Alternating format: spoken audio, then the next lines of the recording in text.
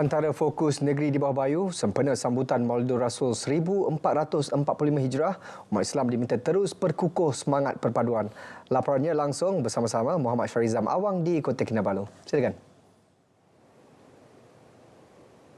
Ya, sahih. Umat Islam di negeri ini diminta terus memperkukuh semangat perpaduan dan persefahaman dalam kalangan masyarakat pelbagai kaum, bangsa dan budaya. Yang di Pertuan Negeri Sabah, Tun Dr. Johar Datuk Mahiruddin berkata, ia penting bagi memastikan keharmonian hidup bermasyarakat terus terpelihara.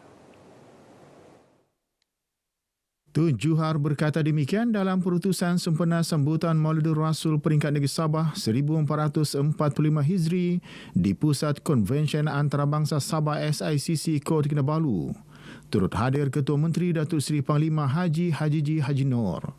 Dalam pada itu, beliau turut mengingatkan umat Islam untuk mengambil pengajaran dan teladan daripada sejarah hidup Rasulullah sebagai sumber inspirasi dan pedoman hidup untuk mencapai kebahagiaan di dunia dan akhirat. Tun Johar yakin dengan memahami sirah perjuangan dan kepribadian baginda Rasulullah, umat Islam akan terus hidup dalam suasana harmoni tanpa sebarang persengketaan dan perpecahan. Dalam majlis sama, Datuk Haji Ji berkata kerajaan negeri menerusi Sekretariat Sabah Maju Jaya SMJ sedang menyusun dan akan melaksana program-program untuk menoktahkan kemiskinan tegar di Sabah. Antaranya memperuntukkan RM125 juta setiap tahun untuk program rumah SMJ bagi membina rumah untuk rakyat miskin tegar yang tersenarai dalam e-Kasih. Datuk Haji Ji berkata turut diperuntukkan RM175 juta khas untuk program membasmi kemiskinan dengan menyediakan peluang pekerjaan kepada golongan sasar bagi mengeluarkan mereka daripada kategori miskin tegar. Menurut beliau, pembinaan tamadun yang gemilang bergantung kepada pencapaian bangsa atau ummah kerana prestasi ummah yang baik akan membentuk tamadun agung yang memberi kesejahteraan kepada umat sejagat. Selaras tuntutan itu, kerajaan negeri memberi penekanan kepada aspek pendidikan dan latihan di bawah hala 7 SMJ dengan matlamat melahirkan modal insan berilmu, mahir dan berketerampilan untuk mewarisi kepimpinan negara. Datuk Haji Ji turut mengingatkan rakyat untuk menjaga ukhuwah dan perpaduan dalam bermasyarakat kerana perbelahan hanya merugikan yang akhirnya membawa kepada perpecahan. Terdahulu, Datuk Haji Ji bersama Tun Johar dan ribuan umat Islam menyertai perarakan dari Padang Merdeka ke SICC. Bekas Setiausaha Kerajaan Negeri Sabah SKN Tan Sri Sukarti Wakiman dan bekas Pengarah Jabatan Kesihatan Negeri Sabah Datuk Dr. Rosnani Mudin dipilih sebagai tokoh Maulidur Rasul peringkat negeri Sabah 1445 Hijrah di SICC Kota Kinabalu. Mereka masing-masing menerima wang tunai RM20,000, plak dan sijil penghargaan serta hadiah iringan lain.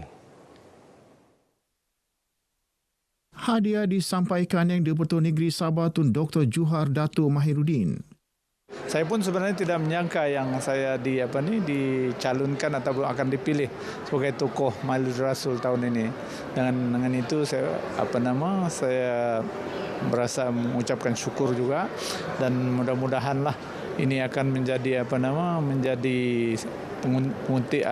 penyuntik semangat lah. Saya sangat bersyukur kepada Allah Subhanahu Wa Taala. Saya tak duga pun saya mendapat anugerah ini, tapi alhamdulillah memang saya sangat gembira lah untuk menerima anugerah ini. Dan saya rasa anugerah ini sangat bermakna untuk saya. Dan saya akan terus menyumbang pada rakyat dan bangsa dan negara saya lah, insya-Allah. Terdahulu, Ketua Menteri Datuk Seri Panglima Haji Haji Noor menyampaikan hadiah pertandingan spanduk dan pertandingan kontingen terbaik. Keseluruhannya, sebanyak 112 kontingen terdiri 12,000 orang mewakili pelbagai kementerian, jabatan, pertubuhan, badan bukan kerajaan NGO, sekolah-sekolah dan kampung di sekitar Kota Kinabalu menyertai acara tersebut.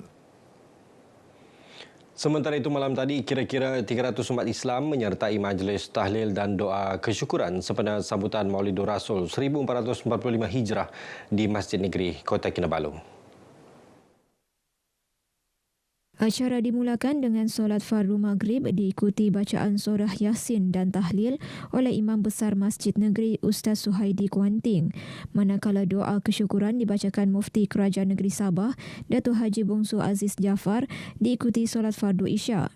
Majlis turut dihadiri Yang di-Pertuan Negeri Sabah Tun Dr. Johar Datuk Mahiruddin, Timbalan Ketua Menteri Datuk Syahelmi Yahya dan Menteri Sains, Teknologi dan Inovasi Datuk Dr. Muhammad Arifin Muhammad Arif.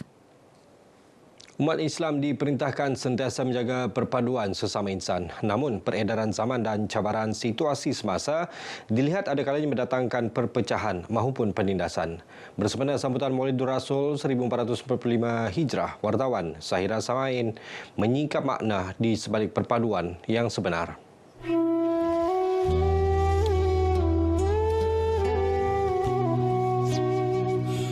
Perpaduan Teras Malaysia Madani, tema diangkat tahun ini sempena sambutan hari kelahiran junjungan besar Nabi Muhammad sallallahu alaihi wasallam. Perpaduan bermaksud penyatuan, iaitu antara tuntutan disaran sejak zaman Rasulullah sallallahu alaihi wasallam kepada umatnya. Bagaimanapun, dalam era penuh mencabar kini, umat Islam diasak pelbagai anasir yang cuba memecah belahkan perpaduan sedia ada sehingga ada daripadanya mewujudkan Islamofobia. Sebagai contoh, di negara Timur Tengah, umat Islam bertelaga dengan ideologi atau fahaman masing-masing, sedangkan baginda Rasulullah menitikberatkan aspek perpaduan dalam apa jua keadaan. Nabi tidak menyuruh kita bermusuhan. Nabi kita disuruh kita berkasih sayang. Jadi konsep lita'arafu ini kalau kita bawa dalam kehidupan kita, insya-Allah perpaduan keharmonian kita akan sentiasa terjaga. Dan itu merupakan sunnah Rasulullah. Kita Ahlus Sunnah wal Jamaah berlapang dada, berjiwa besar dalam menerima apapun perbezaan. Kita juga diingatkan sentiasa menjaga dan memperkukuh perpaduan sesama umat, namun ada kalanya dilihat tidak diterjemah sebaiknya. Kembali kepada sunnah dan sirah Rasulullah SAW, di mana sirah itu adalah rahmat yang membawa rahmat ke seluruh alam. Kita lihat bagaimana Nabi Muhammad SAW menyatukan puak-puak, menyatukan umat menerusi sirah dan sunnah. Kita di Malaysia, alhamdulillah, yang berbilang kaum kan, berbilang bangsa, suku, bahasa, malah kepercayaan. Kita hidup harmoni sebab kita orang Islam tetap menjaga sunnahnya Rasulullah SAW. Sebagai rakyat Malaysia, kita sangat bertuah hidup dalam negara damai dan harmoni. Seharusnya menjadi tanggungjawab semua memastikan limpahan keamanan dan perpaduan sejagat ini terus menjadi milik setiap rakyat. Baginda Rasul ini adalah insan yang sangat tinggi toleransinya di Madinah Al-Munawwarah. Bagaimana Rasulullah mengatur, mengolah pentadbiran kehidupan dalam masyarakat Madinah, tapi toleransi yang sangat tinggi ini yang menyebabkan baginda Rasul sallallahu alaihi wasallam berjaya mengekalkan toleransi. Jadi sebagai rakyat, untuk mengekalkan perpaduan tu, kita boleh saling hormat menghormati antara satu sama lain, seperti mana pada zaman Nabi Muhammad Rasulullah sallallahu alaihi wasallam kita harus mengikut jejak langkah Rasulullah untuk pupukkan nilai-nilai murni dalam diri kita lah. Mestinya kita haruslah mengamalkan sikap toleransi antara kaum, agama, kan? Dan juga kita sebagai umat Islam sepatutnya lah menunjukkan akhlak yang baik. Mudah-mudahan ia menjadi satu dakwah secara tidak langsung kepada masyarakat yang berlainan agama. Kepribadian junjungan besar Nabi sallallahu alaihi wasallam adalah pancaran daripada nilai-nilai Al-Quran.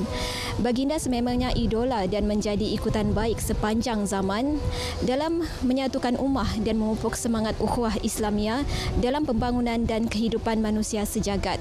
Sahira Samain, RTM.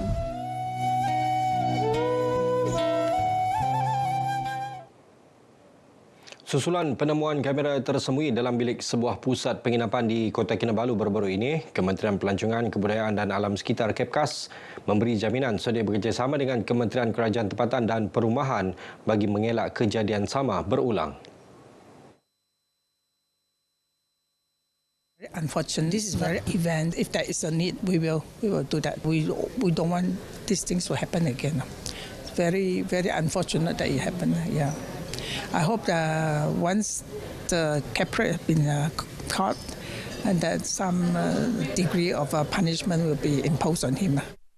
Beliau ditemui pemberita selepas sidang kemuncak persidangan pelancongan 2023 di Kota Kinabalu.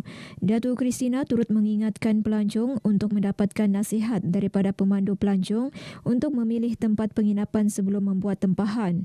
Baru-baru ini tular di media sosial apabila pasangan dari China yang menginap di sebuah penginapan di Kota Kinabalu menemui kamera kecil tersembunyi dalam bilik penginapan mereka.